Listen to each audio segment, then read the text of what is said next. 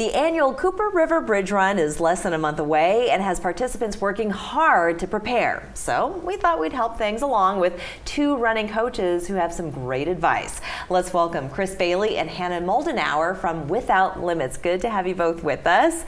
A familiar face to Charleston TV News. It's good to have you here. Hey, good to be here. Yes, so I've got questions for the both of you.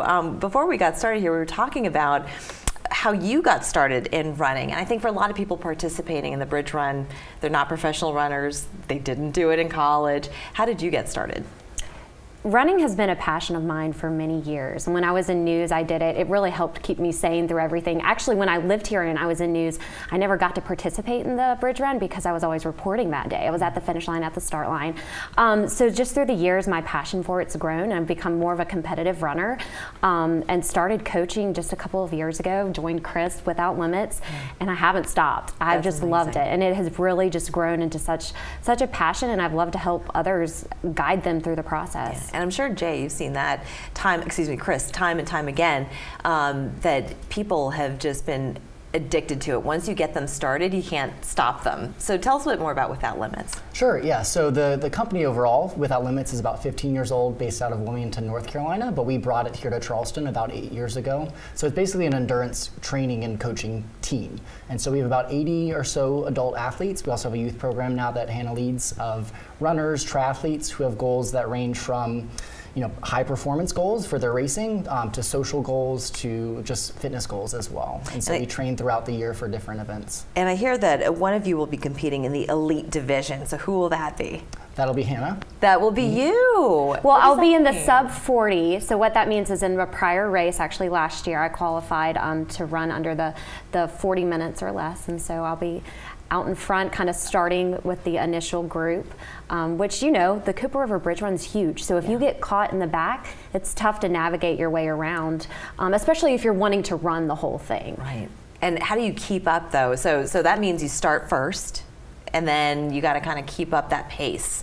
So how do you do that? Oh, it's all about training. Yeah. Yeah, I mean, you're gonna do what you train to do, right? So we have put in workouts. I work with Chris a lot. I work with all of our athletes. I go to a lot of the practices. And what I structure my week to look like is what I'm preparing for on the Bridge Run. Mm-hmm. And what are some of those training tactics that make people a strong runner come time for running the Cooper River Bridge Run or some other marathon? Sure. I mean, it's always context specific. So what you're training for, but also what your individual background is as well. And so we work with our athletes. Like I said, they have a variety of different goals, and so it definitely depends on what their background is. But for an athlete like Hannah, she's training nearly every day, running most days. Some of those days are lower intensity workouts, some are higher intensity workouts. It really just depends on your background, what your goals are, and how close you are to that goal race. And what about conditions in terms of weather, for instance, because it could be very, very hot that day. Yeah. And they say, eat certain foods, drink fluids, certain fluids. So how do you know what to do? What's the combination? Sure. Well, with regard to weather, we were actually just talking about this earlier. We have our practices that we coach with our athletes. Really any weather conditions, unless it's dangerous, with lightning nearby, we're holding practice, whether it's hot, cold, windy, rainy, because you never know what the conditions are going to be like on race day, so you have to train in all of that. Yeah. And one thing that Chris and I always tell athletes is never try something new on race day. So practice what you're going to do race day. Practice how much water you're going to have the day before. Practice eating the right things. Maybe it means you're not going to have alcohol the night before. As you get closer to race day, know exactly what plan you're going to follow, and then execute that plan. And staying disciplined about it, right? Not giving in. So if you want that extra sip of water, don't take it. Could that totally change the course of your running?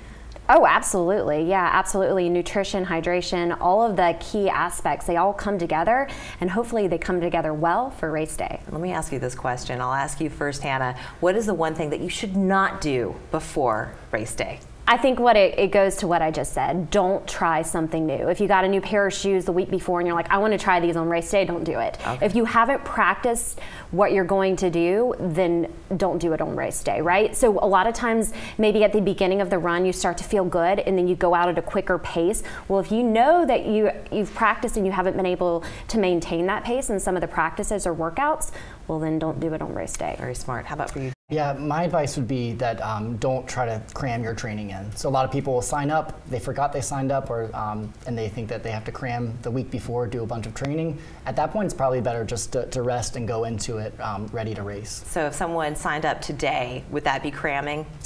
Maybe a little bit, but you have a little bit of time to prepare. But yeah, don't go run the bridge the day before to prepare. Right, okay, perfect. And then just modify your goals accordingly. If you signed up today, well then just know that you might not be as competitive as you would want to be, but just modify those goals. Perfect. I want to thank you both so much for joining us. Yeah, and we'll see you at the bridge run. We'll see you at the bridge run, and good luck everyone. We're back after this.